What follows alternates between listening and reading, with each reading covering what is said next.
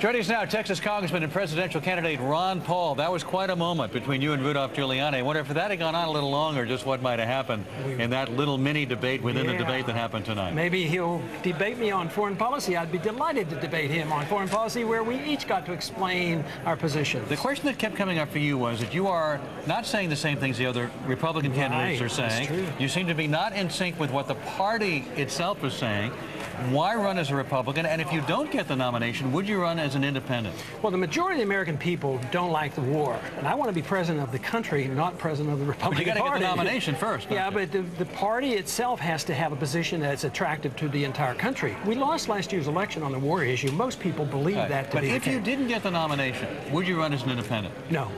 No, you would not? No, I'm not planning on that. No, I don't intend to do that. You call yourself, you ran as Libertarian Party candidate in 1988. Yet you call yourself pro-life. Where in the Constitution does it say, for example, that you can make laws restricting a woman's right to choose? If you want to be a constitutionalist, shouldn't the government stay totally out of the abortion Well, I think issue? the federal government should. What about the state government? What? What about states? It's up to the state government, because the state governments, we don't dictate to the states. Protection of life is one of the important issues of government. If you can't protect life, how can you protect liberty? But most libertarians, and I know you lean libertarian, would say the government, women should have a right to choose. The government, even state government, should say out of it, you should not restrict a person's right to make that choice. That's what most libertarians would say. No, but all libertarians believe that you should never use a force to bring about changes, and they reject an act of aggression.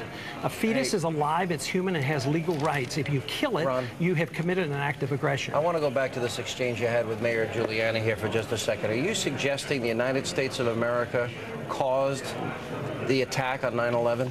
No, I think that's a cop-out. When people imply that, what you're saying is that if you don't endorse my foreign policy, you're un-American, you're unpatriotic. I never said anything like that. I'm not saying. You're suggesting. No, but I think that was the point in the debate, that if I didn't endorse this foreign policy, you turn it around, or he turned it around. I'm not saying that, but what specifically then are you saying? Are you suggesting that our policies are causing the hatred of people that would cause them to want to kill us? I think it contributes significantly to it, and this is exactly what our CIA tells us. And anybody who's done any research on this has found out. What have we done to cause the attack? What did America do to cause the attack on 9/11? Okay, the Americans didn't do anything to cause it, but policies over many years caused and elicited hatred toward us, so somebody was willing to commit suicide. For instance, the occupation with our military troops on their holy land in Saudi Arabia, bombing a Muslim country for 10 years, putting on sanctions that killed hundreds of thousands of people.